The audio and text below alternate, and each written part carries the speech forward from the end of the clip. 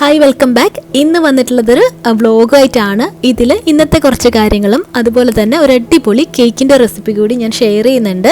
Video മൊത്തത്തിൽ കണ്ടുനോക്കിയിട്ട് നിങ്ങൾക്ക് ഇഷ്ടമാകുന്നുണ്ടെങ്കിൽ ഉറപ്പായിട്ടും ഒന്ന് സബ്സ്ക്രൈബ് ചെയ്ത് സപ്പോർട്ട് ചെയ്യാനായിട്ട് മറന്നു പോകരുത്. അപ്പം നമുക്ക് വീഡിയോയിലേക്ക് പോവാം. അപ്പോൾ ഇന്ന് ലഞ്ചിൻ്റെ കാര്യങ്ങളെല്ലാം ചെയ്ത് വെച്ചതിന് ശേഷം ഞാനതൊന്നും വീഡിയോയിൽ ഉൾപ്പെടുത്തിയിട്ടില്ല. അപ്പോൾ അതിന് ശേഷം ഈ ഒരു ചെടിയെല്ലാം ഒന്ന് മാറ്റി നടാനൊക്കെ ഉണ്ടായിരുന്നു. അപ്പോൾ അതിന് വേണ്ടിയിട്ട് നിന്നതാട്ടാ. ആദ്യം ഈ ഒരു കാര്യം കാണിച്ചു തരാം. ഇതിങ്ങനെ നമുക്കിങ്ങനെ കണക്ട് ചെയ്യാൻ പറ്റും. ഈ ഒരു മാറ്റ് ഞാൻ ഓൺലൈൻ വാങ്ങിച്ചിട്ടുള്ളതാട്ടാ.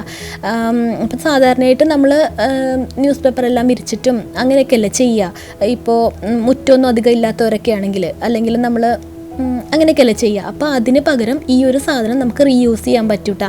വാഷ് ചെയ്തും യൂസ് ചെയ്യാം, അല്ലാണ്ട് പൊടിയൊക്കെ കൊട്ടിക്കളഞ്ഞിട്ട് അങ്ങനെയും യൂസ് ചെയ്യാൻ പറ്റും. നമ്മുടെ ഇഷ്ടം അനുസരിച്ചിട്ട് യൂസ് ചെയ്യാൻ പറ്റും. ഇത് ഇപ്പോൾ ഓൺലൈനൊക്കെ ഒരുപാട് അവൈലബിൾ ആയിട്ടുള്ള ഒരു മാറ്റാട്ടാ ഇത്.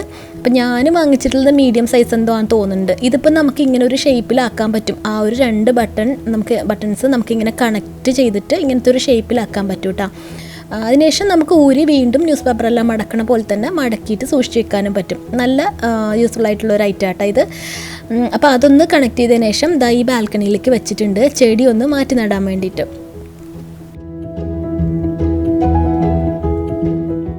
ഇതിപ്പോൾ ഒരു ചെറിയൊരു ഗ്ലാസിൻ്റെ കണ്ടെയ്നറിൽ ഇരിക്കുന്ന ചെടിയില്ലേ, അതൊക്കെ ഞാൻ എൻ്റെ അടുത്തുള്ള വലിയ ചെടീൻ്റെ അതിന്ന് ഇങ്ങനെ പൊട്ടി മുളച്ച് വരില്ലേ, അതെടുത്ത് മാറ്റിയതാട്ടാ. അത് പൊട്ടിച്ച് മാറ്റിയിട്ട് ഇങ്ങനെ ഒരു ഗ്ലാസ്സിലേക്ക് ഇട്ട് വെച്ചിട്ടുണ്ടായിരുന്നതാണ്. അപ്പോൾ അത് കുറച്ച് 1-1.5 ആഴ്ചയെല്ലാം ഇരിക്കുമ്പോൾ അതിലേക്ക് വേര് വരുമല്ലോ. അതിനുശേഷം ഞാനെടുത്ത് ഇങ്ങനെ മണ്ണിലേക്ക് ഇങ്ങനെ എന്താ പറയുക, ഈ ഒരു പോട്ടിലേക്ക് മണ്ണിട്ടതിന് ശേഷം അതിലേക്ക് നട്ട് വയ്ക്കൂട്ടാ. അപ്പം നമുക്കൊരു പുതിയ പ്ലാന്റ് ഉണ്ടായില്ലേ, അങ്ങനെ ചെയ്യൂട്ടാ. അപ്പോൾ ഇതൊക്കെ ചെയ്യണവരായിരിക്കും എല്ലാവരും. അപ്പോൾ വീണ്ടും ഞാനിങ്ങനെ പറയുമ്പോൾ നിങ്ങൾ ഒന്നും കരുതരുതിട്ടാ, ഞാൻ ചെയ്യണ കാര്യങ്ങൾ ഷെയർ ചെയ്യണമെന്നേ ഉള്ളൂ. അപ്പോൾ ഈ മണ്ണെല്ലാം ഞാനിവിടെ വാങ്ങിക്കണതാട്ടോ, അല്ലാണ്ട് വേറെ ഓപ്ഷനൊന്നും ഇല്ല മണ്ണിനൊന്നും. അപ്പോൾ ഞാനതങ്ങനെ വാങ്ങിക്കണ മണ്ണായത്. ഇത് പോട്ടിങ് മിക്സ് എന്നൊക്കെ പറഞ്ഞിട്ട് നമുക്ക് വാങ്ങിക്കാൻ കിട്ടും, അങ്ങനെ വാങ്ങിച്ചിട്ടുള്ളതാട്ടോ. അപ്പോൾ ഈ ഒരു ചെടി ഇതിലേക്കൊന്ന് നട്ട് വെക്കുകയാണ്. ഇപ്പോൾ ഇത് ഞാനിങ്ങനെ ഒരുപാട് പ്ലാന്റുകൾ ഇങ്ങനെ ചെയ്യലുണ്ട് കേട്ടോ. ഇതെനിക്ക് ഭയങ്കര ഇഷ്ടമുള്ള ഒരു പണിയാട്ടോ. ഈ എന്താ പറയുക, ഗാർഡനിങ്ങും കാര്യങ്ങളൊക്കെ എനിക്ക് ഭയങ്കര ഇഷ്ടമാണ്. അപ്പോൾ ഇവിടെ അതിന് സൗകര്യം കുറവല്ലേ, പക്ഷെ എന്നാലും ഉള്ളത് കൊണ്ട് ചെയ്യണു അങ്ങനെ.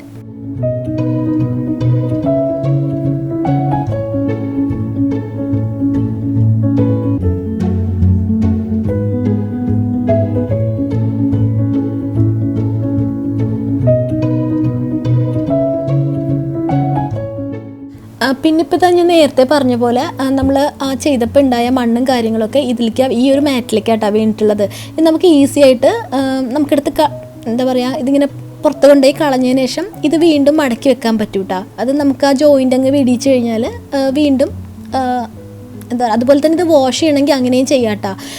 ഈസി ആയിട്ട് നമുക്കിത് മാനേജ് ചെയ്യാൻ ഭയങ്കര എളുപ്പമാണ്. നമ്മൾ ഈ ന്യൂസ് പേപ്പറൊക്കെ വിരിച്ചിട്ട് ചെയ്യണതിനെക്കാട്ടിലും ഇത് ഭയങ്കര എളുപ്പമാട്ടോ ഇതിൽ ചെയ്യുമ്പോൾ. ഞാൻ ആദ്യം ഇത് വാങ്ങിക്കണോ വേണ്ടെന്നൊക്കെ കരുതിയിട്ട് നിന്നിട്ടുണ്ടായി.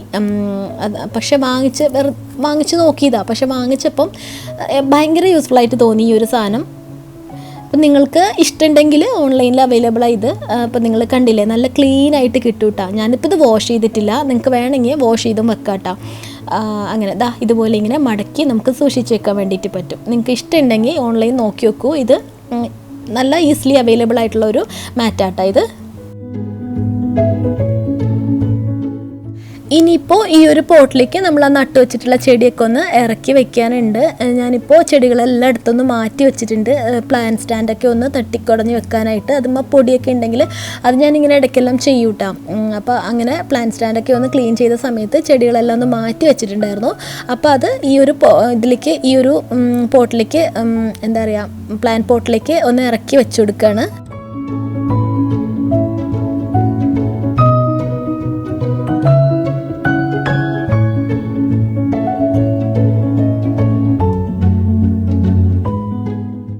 പിന്നെ ഞാനിങ്ങനെ ഡയറക്റ്റായിട്ട് ആ ഒരു പോട്ടിലേക്ക്, ഇൻഡോർ പോട്ടിലേക്കൊന്നും ഞാനങ്ങനെ ഡയറക്റ്റായിട്ട് മണ്ണിട്ടിട്ട് അതിലേക്ക് ചെടി നട്ട് വെക്കില്ല കേട്ടോ. അതെനിക്ക് മാനേജ് ചെയ്യാനായിട്ട് കുറച്ച് ബുദ്ധിമുട്ടുള്ള പോലെ തോന്നിയിട്ടുണ്ട്. അപ്പോൾ ഞാൻ എപ്പോഴും ഇങ്ങനെ വേറൊരു പോട്ടിലേക്ക്, നമുക്കിങ്ങനെ ഉള്ളിലിങ്ങനെ വെള്ളമൊക്കെ ഒഴുകി പോകാനായിട്ടൊക്കെ സൗകര്യമുള്ള പോട്ട് വാങ്ങിക്കാൻ കിട്ടുമല്ലോ, അതിലേക്ക് ചെടി നട്ടതിന് ശേഷം പിന്നെ നമ്മുടെ ഇൻഡോർ പ്ലാന്റ് പോട്ട്സിലേക്ക് ഇറക്കി വെക്കുകയാണ് ചെയ്യൽ. ഡയറക്റ്റ് അതിലേക്ക് ഡയറക്റ്റ് നട്ട് വെച്ചിട്ട് ഉണ്ടെങ്കിൽ നമ്മൾ വെള്ളമൊക്കെ ഒഴിക്കുമ്പോൾ അതിൻ്റെ ഉള്ളിലേക്ക് വെള്ളമൊക്കെ ഇങ്ങനെ തങ്ങി നിൽക്കില്ലേ, പിന്നെ അത് ബുദ്ധിമുട്ടല്ലേ. അപ്പോൾ ചിലപ്പോൾ ചെടിയെല്ലാം ചീഞ്ഞ് പോവും. അപ്പോൾ അത് കാരണം ഞാൻ എപ്പോഴും ഇങ്ങനെ ഈ ഒരു പ്ലാന്റ് പോട്ടിൽ നട്ടതിന് ശേഷം അതിന് മെയിനായിട്ടുള്ള എന്താ പറയുക ഇൻഡോർ പ്ലാന്റ് പോട്ടിലേക്ക് ഇറക്കി വെക്കുകയാണ് ചെയ്യൽ.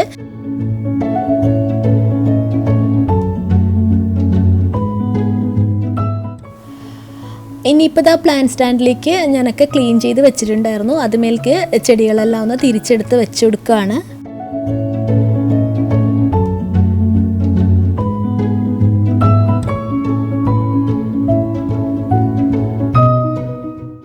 പിന്നെ ഈ താഴെ ഉള്ളതിലേക്ക് കുറച്ച് പെബിൾസും കൂടെ ഇട്ട് കൊടുക്കുന്നുണ്ട്.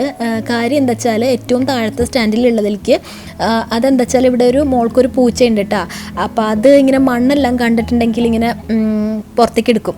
അപ്പോൾ അത് കാരണം ഇങ്ങനെ പെബിൾസൊക്കെ ഇട്ട് വെക്കുകയാണെങ്കിൽ അതിന് ഇങ്ങനെ എടുക്കാൻ എന്താ പറയുക ഇങ്ങനെ എടുക്കാൻ പറ്റില്ലല്ലോ. അപ്പോൾ അത് കാരണം അങ്ങനെ ഒന്ന് ഇട്ട് വെച്ചതാണ്.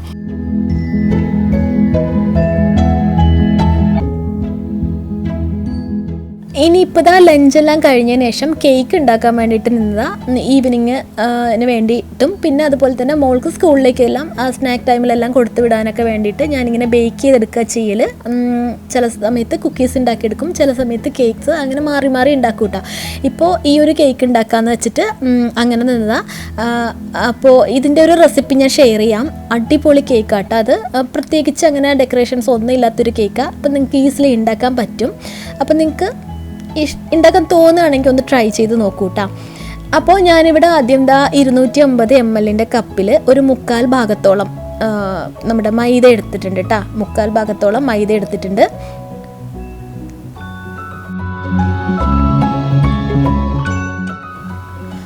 അപ്പം ഞാൻ ആദ്യം പറഞ്ഞില്ലേ അത് 1/4 ഭാഗത്തോളം മാത്രമാണ് മൈദ എടുത്തിട്ടുള്ളത്. അതെന്തിനാന്ന് വെച്ചാൽ ബാക്കിയുള്ള 1/4 ഭാഗം ഞാൻ അതിലേക്ക് പാൽപ്പൊടി ഇല്ലേ, മിൽക്ക് പൗഡർ, അതിട്ട് കൊടുക്കും കേട്ടോ.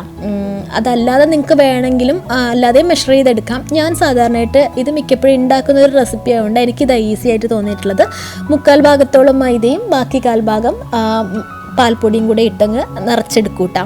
ആ ഒരു കപ്പ് നിറച്ചെടുക്കും, അങ്ങനെ ചെയ്യൽ. അപ്പോൾ അതങ്ങനെ ഒന്ന് നിറച്ചെടുത്തിട്ടുണ്ട്. അതിനുശേഷം അതൊരു സ്ട്രെയിനറിലേക്ക് മാറ്റിയിട്ടുണ്ട്. ഇനിയിപ്പോൾ ഇതിലേക്ക് ചേർത്ത് കൊടുക്കാൻ പോണത് 1 ടീസ്പൂൺ ബേക്കിംഗ് പൗഡറാണ്. ബേക്കിംഗ് സോഡയും ബേക്കിംഗ് പൗഡറും ഞാൻ ഇതിലേക്ക് ചേർക്കുന്നുണ്ട്. അപ്പം ബേക്കിംഗ് പൗഡർ 1 ടീസ്പൂണാണ് കേട്ടോ ചേർത്ത് കൊടുക്കുന്നത്.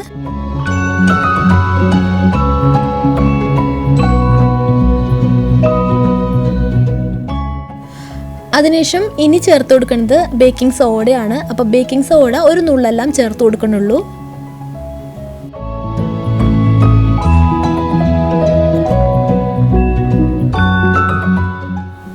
ഇനിയിപ്പോൾ ഇതിനകത്തേക്ക് ഒരു നുള്ള് ഉപ്പും കൂടിയിട്ട് ചേർത്ത് കൊടുക്കുന്നുണ്ട് കേട്ടോ.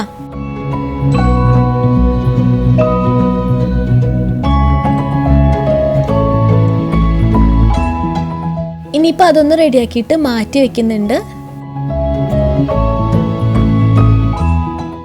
ഇനിയിപ്പോൾ നമുക്കിവിടെ ഈ ഒരു മുട്ട എല്ലാം ഒന്ന് നന്നായിട്ടൊന്ന് ബീറ്റ് ചെയ്തെടുക്കാനുണ്ട്. ഞാനങ്ങനെ മുട്ടേൻ്റെ വെള്ള വേറെയും മഞ്ഞ വേറെയും അങ്ങനെയൊന്നും, അതായത് എഗ് യോക്കും എഗ് വൈറ്റും ഒന്നും സെപ്പറേറ്റ് ആയിട്ട് ഞാൻ ചെയ്തെടുക്കണില്ല, ഒരുമിച്ചിട്ടിട്ട് തന്നെ ചെയ്തെടുക്കുകയാണ് കേട്ടോ.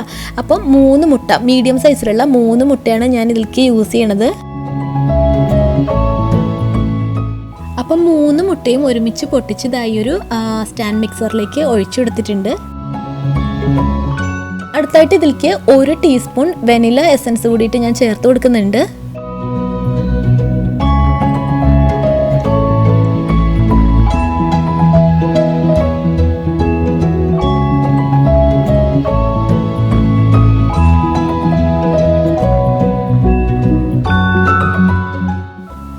ആദ്യം ഇത് ലോ സ്പീഡിലും പിന്നെ കുറച്ച് കഴിയുമ്പോൾ ഫാസ്റ്റ് ആയിട്ടുള്ള ഒരു സ്പീഡിലും ഇട്ടിട്ടാണ് ഞാൻ ചെയ്തെടുക്കുന്നത്.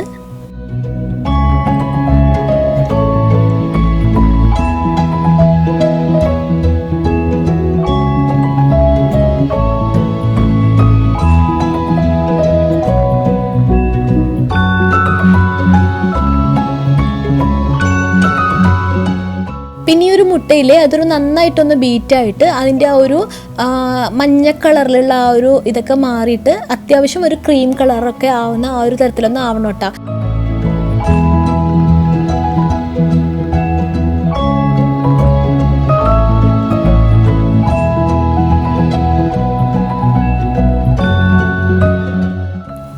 ഇനിയിപ്പോൾ ഇത് അത്യാവശ്യം ഒന്ന് നന്നായിട്ട് ബീറ്റായി വന്നിട്ടുണ്ട്. ഈ ഒരു സമയത്ത് ഇതിലേക്ക് ഒരു 1/2 കപ്പ് പഞ്ചസാര ആയിട്ടാണ് ഞാൻ ചേർത്ത് കൊടുക്കുന്നത്. പൊടിച്ച പഞ്ചസാരയൊന്നും അല്ല, സാധാരണ പഞ്ചസാര ഒരു 1/2 കപ്പ് ഇതിലേക്ക് ചേർത്ത് കൊടുക്കുന്നുണ്ട്.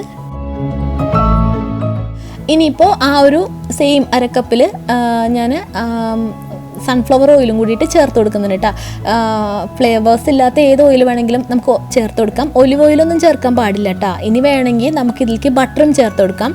ഞാനിപ്പോൾ എന്തായാലും ഇതിലേക്ക് ഓയിലാണ് ചേർത്ത് കൊടുക്കുന്നത്. പഞ്ചസാര അളന്നെടുത്ത് അതേ 1/2 കപ്പിൽ തന്നെ 1/2 കപ്പ് ഓയിലും കൂടിയിട്ട് ഇതിലേക്ക് ചേർത്ത് കൊടുക്കുന്നുണ്ട്. ഇനിയിപ്പോൾ ഇതെല്ലാം കൂടിയിട്ട് ഒന്നും കൂടി നന്നായിട്ടൊന്ന് ബീറ്റായി വരാനുണ്ട്. പിന്നെ ഈ ഒരു റെസിപ്പി സ്റ്റാൻഡ് മിക്സർ തന്നെ വേണമെന്നില്ല, ഹാൻഡ് മിക്സർ വെച്ചിട്ട് നമുക്ക് ചെയ്തെടുക്കാൻ പറ്റും. അപ്പോൾ ഇതിവിടെ നന്നായിട്ട് ബീറ്റായി വന്നിട്ടുണ്ട്. ഞാൻ ഈ സ്റ്റാൻഡ് മിക്സർ ഒന്ന് ഓഫ് ചെയ്യുകയാണ് കേട്ടോ. കാര്യം ഇതിലേക്ക് ഇനി ഡ്രൈ ഇൻഗ്രീഡിയൻസ് ചേർക്കാനുണ്ട്. നമ്മുടെ മൈദ എല്ലാം ഇല്ലേ, അതെല്ലാം കൂടിയിട്ട് ഇതിലേക്ക് ചേർക്കാനുണ്ട്.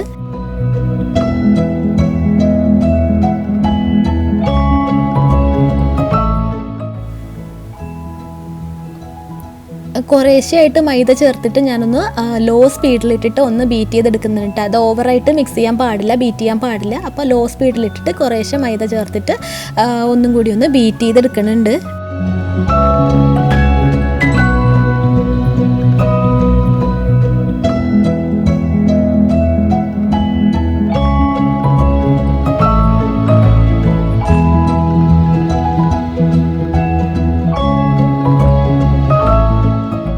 അപ്പോൾ ആ മൈദയും മുട്ടയും എല്ലാതും കൂടി നന്നായിട്ടൊന്ന് ബീറ്റ് ചെയ്തെടുത്തിട്ടുണ്ട്. ഇനി ഇതിപ്പോൾ നമുക്ക് ബേക്കിംഗ് ടിന്നിലേക്ക് ഒഴിച്ചിട്ട് ബേക്ക് ചെയ്തെടുക്കാം കേട്ടോ വേണ്ടത്.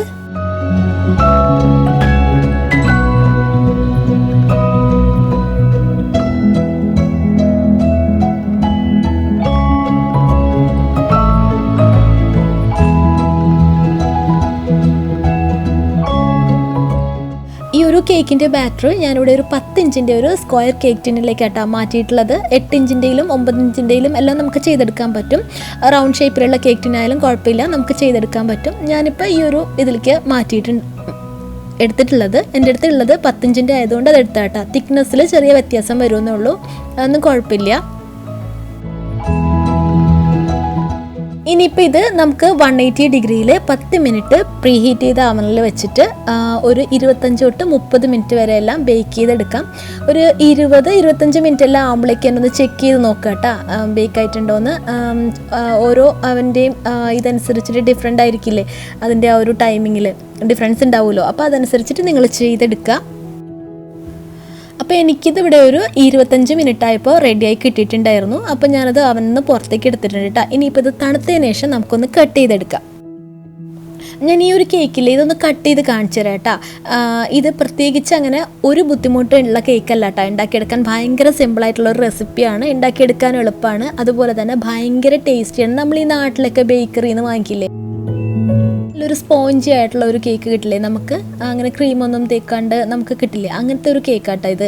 അപ്പം ഞാനിതൊന്ന് മുറിച്ച് കാണിച്ചു തരാം.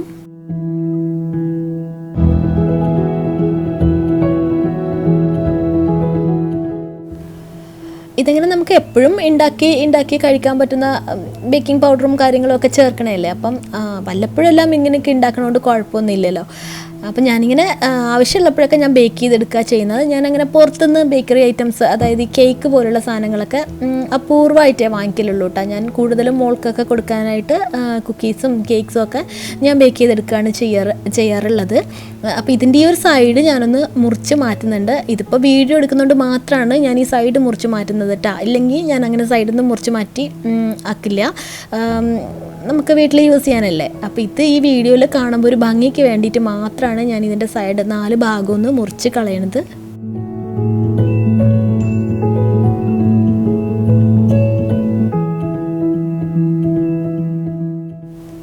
അതിനുശേഷം ഞാനിത് നമ്മുടെ കടയിൽ നിന്നെല്ലാം വാങ്ങിക്കുന്ന അതേ ഷേപ്പിലുള്ള ആ ഒരു റെക്റ്റാങ്കിൾ ഷേപ്പില്ലേ, ആ ഒരു ഷേപ്പിലൊന്ന് കട്ട് ചെയ്തെടുക്കുകയാണ്.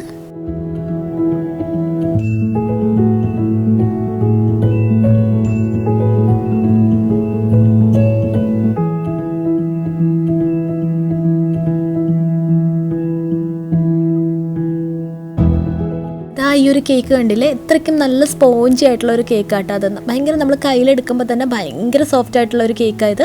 നിങ്ങൾ ഉറപ്പായിട്ടും ഇഷ്ടപ്പെട്ടിട്ടുണ്ടെങ്കിൽ ഒന്ന് ഉണ്ടാക്കി നോക്കൂ കേട്ടോ. അപ്പോൾ ഇത്രയ്ക്കാണ് ഇന്നത്തെ ഒരു വീഡിയോയിലുള്ളത്. വീഡിയോ നിങ്ങൾക്ക് ഇഷ്ടമായിട്ടുണ്ടെങ്കിൽ ഉറപ്പായിട്ടും ഒന്ന് സബ്സ്ക്രൈബ് ചെയ്യാൻ മറന്നു പോകരുത്. എപ്പോഴും സബ്സ്ക്രൈബ് ചെയ്തു എന്ന് പറഞ്ഞിട്ട് ബോറടിപ്പിക്കണതൊന്നും അല്ല കേട്ടോ, ഒന്ന് ഓർമ്മിപ്പിക്കണമെന്നേ ഉള്ളൂ. നിങ്ങൾക്ക് പറ്റുകയാണെങ്കിൽ ഒന്ന് ലൈക്കും കൂടി ചെയ്യാൻ മറക്കരുത്. പുതിയൊരു വീഡിയോ ആയിട്ട് അടുത്ത ആഴ്ച ഞാൻ വീണ്ടും വരാം. പിന്നെ നിങ്ങളുടെ അഭിപ്രായങ്ങളൊക്കെ കമൻറ്റ് ബോക്സിൽ പറയാനും മറക്കരുത് കേട്ടോ. അപ്പോൾ അടുത്ത ആഴ്ച വീണ്ടും വരാം. Thank you. ബൈ.